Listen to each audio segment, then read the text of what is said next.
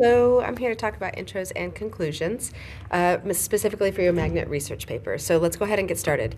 So an introduction's purpose is really to indicate the essay's topic, to perhaps tell the structure of your essay, explain the point of the writing, and give that first impression. Your real job in an intro is to pull in people who have not spent time researching the information that you have spent researching. So it's your job to contextualize why it's significant and help them understand and want to stick with you throughout the rest of the paper.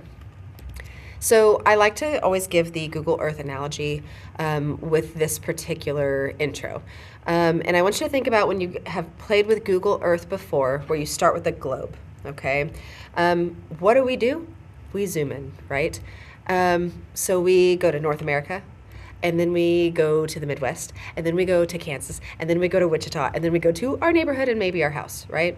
We really zoom in. That's the concept for an introduction. It starts with the big picture, right? In the Google Earth analogy, that's Earth, the whole globe. But we're also looking at the big picture so then we can chip or zoom away to the most important thing that we're spending our whole essay on. Okay, so think of an intro as I'm contextualizing, I'm giving big picture to my audience, then I'm focusing my thesis to then get the actual thesis statement and drive the paper. So the rest of the introduction, you need to know first that it's impossible to make everybody happy, and we have to really just do what we can to secure the interest of most people, okay? So set aside like, oh, I have to entertain everybody. It's just not really possible. So let's start with what not to do. I think that's really critical. So please do not apologize. First thing, don't apologize. So in my humble opinion, or I'm not sure about this, but don't do those things. Be confident. You've spent the time doing the research. You should know something about this topic. So be confident in that sense. The second thing, don't announce your intentions. So anything like in this paper I will, or the purpose of this paper is to, or words like are explored, are examined, those are very announcy. Okay, so let's not do those. And then also, please don't do a dictionary or encyclopedia definition. So according to Merriam-Webster's dictionary, a widget is, it's just not interesting. I don't want to read a dictionary. It doesn't spark most people's interest. Who knew? It might be useful later where you need to define words, but it's not great at the beginning to hook your audience. So here's an example of a no intro. It's not very good. So I've highlighted what's really not great about it. So the first thing is this essay is about. Nope, we don't want to announce like that. So it says this essay is about the issue of body checking in junior ice hockey. First, arguments for a ban on body checking are examined. Ooh, there's that are examined. Like, hey, I'm telling you, I will be looking at this thing, and I will be exploring this thing. And then that happens in the second. Arguments against a ban are discussed. Same thing. I don't want those things. It is shown. Ooh, I don't like that either. I don't like that phrase.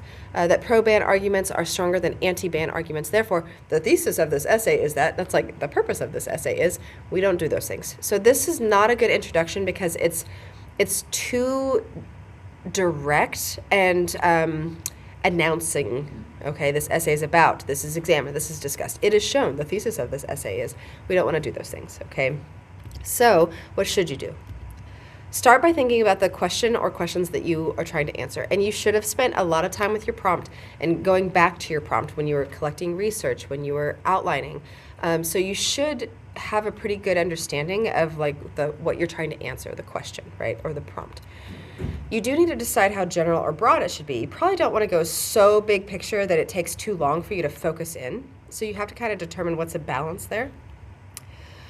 You should also try writing your introduction last. That's how I have my students do it. It makes sense to me that they organize all of their ideas and then they say, okay, how do I help a normal person join me in this essay? And then don't be afraid to write something tentative that you change later. It's a common thing that students think what I write is final, but nothing is final until you hit that final submit button on your paper. So you always have the opportunity to modify. So don't be afraid to just get something out and then clean it up.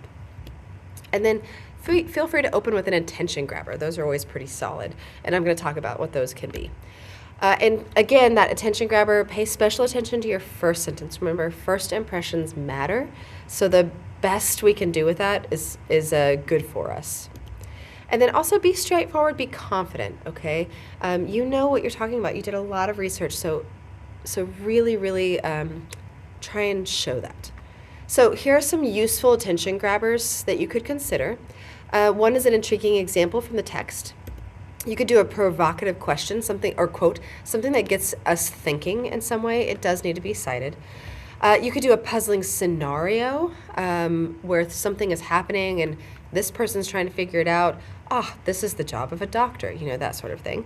You could do a historical review, so like briefly how this career started. You could do an interesting anecdote. An anecdote is like a brief story. I have had some students do that with great effect. Didn't need to be brief. They had a tendency to write too much of it, but brief is good. You could do a thought-provoking question. I will tell you this is not my favorite. I find them overdone as well. That's why it's lower on the list, but it is something you could do. Or you could do an analogy or a metaphor, some sort of comparison to get your audience thinking about your topic. So here's an example of a good introduction. So I start fairly broad. It says, historically, any sport has had a tendency to be somewhat aggressive and injury-inducing. Basketball, football, and soccer all have their issues when it comes to injuries. And that's very true. So I didn't go so big picture of like, at the dawn of man, they decided to play sports. Like, I'm not going that far, but I am saying, hey, all sports have a tendency for injury. And then I'm going to chip away and hone in a little bit. Next two words are in hockey. So now I'm focusing my intro. In hockey specifically, body checking has always been a controversial issue.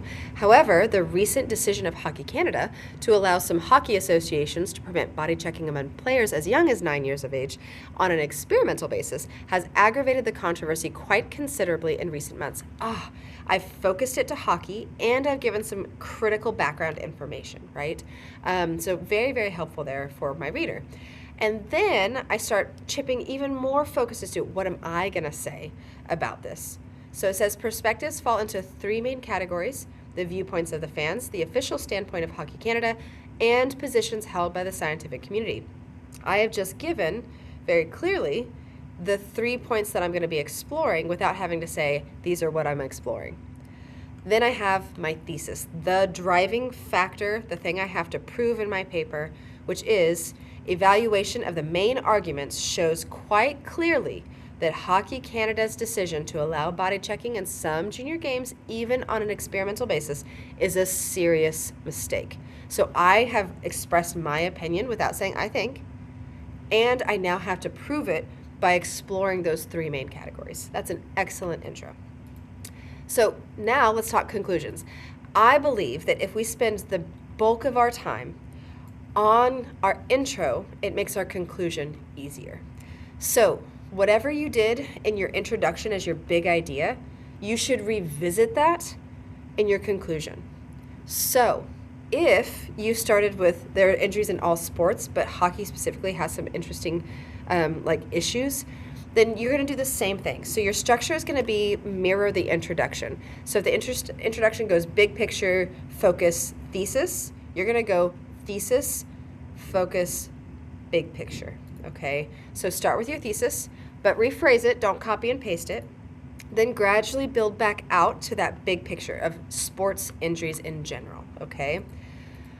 Leave your reader with that so what? Why is it interesting and important to explore, and what might it show us about humanity as a whole, okay? That's what you can do in your conclusion. So all of this is to say, quite simply, we start with a big picture and we chip away until we get focused on our very particular topic and subject throughout our paper. And then in our conclusion, we're going to go back out to that big picture, kind of like that hourglass figure. So I want to just very quickly show you an example intro for a career. So I'm doing a career counselor. So I start with my hook. When someone has just graduated from college, loses their job, or attempts to change their career field, they often find themselves lost on next steps. However, they are not alone because they could work with a career counselor to secure their future. So big picture, people change jobs, but they can get help with that. So then I'm going to briefly introduce that background information. Career counseling is a specialized field within the broader domain of counseling that focuses on helping individuals navigate their career paths and make informed decisions about their professional futures. Okay, cool. Important information about career counseling. And then I'm going to have my thesis. Career counselors have many requirements to fulfill their job, including necessary key attributes, many of which are demonstrated by Samor and Salim, a well-regarded career coach. So now I have that focus. What are the requirements? What do they need to have like soft skill wise to be good at their job? And who is my famous person? All of that is addressing the prompt, because we always need to be going back to the prompt, okay? So that is my little spiel about intros and conclusions. Best of luck to you.